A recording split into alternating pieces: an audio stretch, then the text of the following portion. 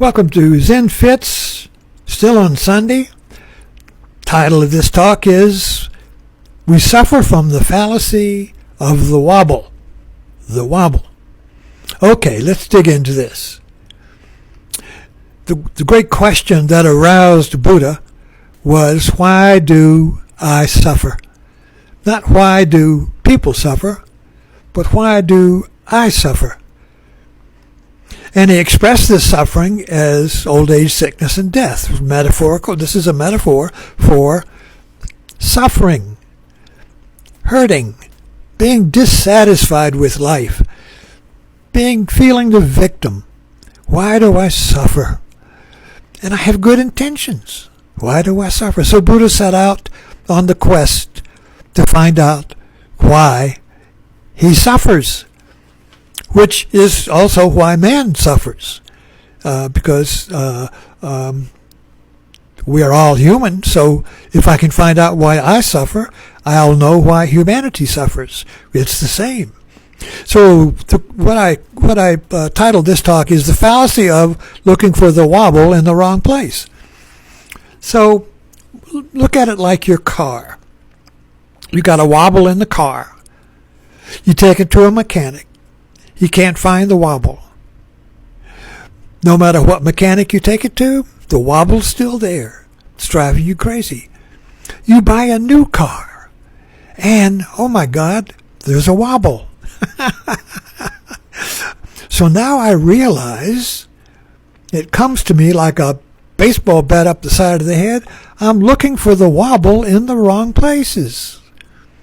I have to think metaphorically here now. We're not talking literally about a wobble in the car. Don't get trapped into that. We're talking about a wobble in my life. And why can't I fix it? The problem is the viewpoint. We are conditioned in the modern world that was born in the 17th century with the death of the Middle Ages and the birth of the scientific method and the belief in reason, the belief in a rational universe, the belief that the world is matter, is things, and the belief that things are governed by the laws of nature, and if I can discover the laws of the nature, I can fix nature and myself, you see. And that's where we live today. We see the world as a mechanic. We see the world as a machine with a wobble. And we're all running around trying to fix the wobble.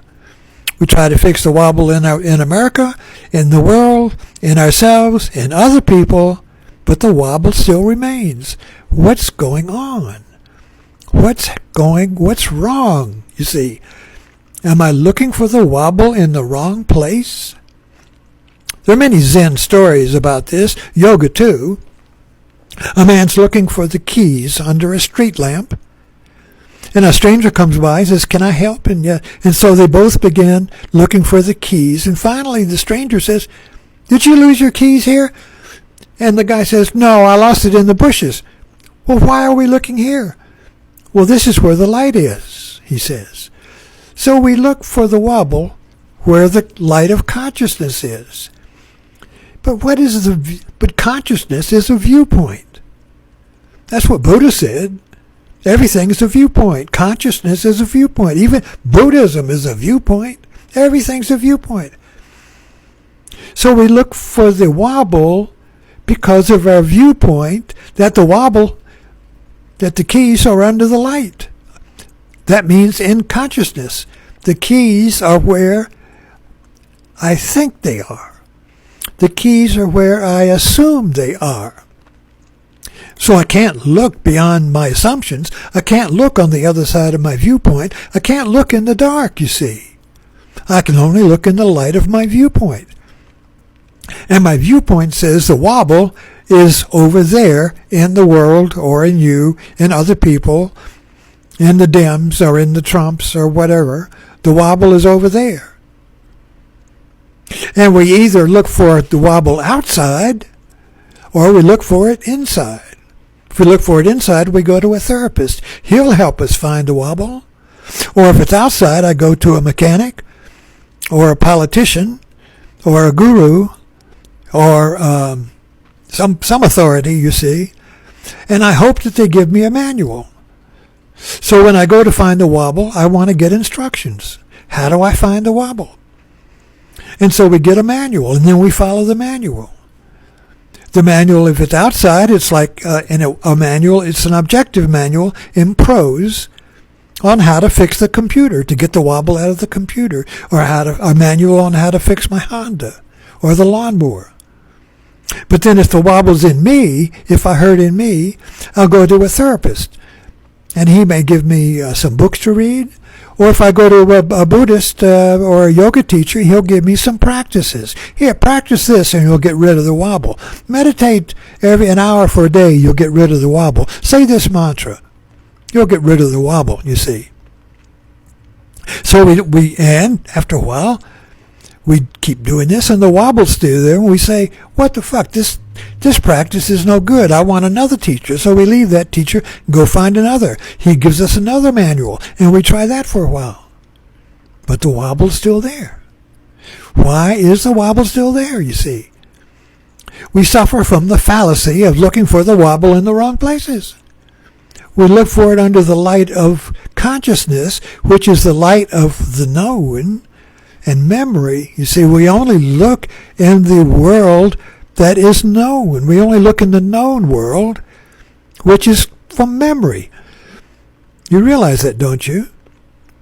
The world we perceive is known because it's memory. It's in memory. That's why we fear Alzheimer's. Well, what happens if I have no memory? Then what will I be? The world won't exist if I have no memory. So this whole idea of looking for the world, looking for the wobble in memory. And the memory, of course, is yesterday. But the wobble's not in yesterday. The wobble is now. But I look for it in yesterday's manual. I look for it in yesterday's newspapers. I look for it in videos of yesterday. I can't look for it in the now because I can only look through it in my viewpoint, and our viewpoint, the viewpoint of the Western world that sees reality as a machine that can be fixed if you have the right instructions or the right computer, and now the right AI, you see. We believe through our viewpoint that the world can be fixed if I find the wobble out there in the world, in the machine, in myself, you see. But the wobble's not there. The wobble is in the viewpoint. The wobble is in the way we look at the world, the way we've been conditioned to look at the world, the way our society has been conditioned at the world, because this viewpoint works. Science works. It's built machines. It's built the whole world we live in is built from a viewpoint. It's built from a viewpoint that was born with Descartes and Bacon and the Age of Enlightenment, you see. The Middle Ages didn't build this world, the modern world. The modern world was built by a viewpoint that the world is outside and you can fix it. But the wobble's not out there, you see. The wobble is in the viewpoint. It's like the wobble is in the cataracts. The wobble is like the glasses you put on that you don't know you put on. You forgot. We forgot we put on these glasses that sees the wobble outside of ourselves. But when we look, there's no wobble outside and there's no wobble inside. So where's the wobble? It's imaginary. It's imaginary. It's the viewpoint. It's the way we look at the world that's the wobble. Change the viewpoint and the wobble goes away. So what is the viewpoint that makes the wobble go away? Well, that's a topic for another talk. Anyway, thanks for dropping in. Subscribe and save and share this. Let's kick this down the road. Thanks for dropping in.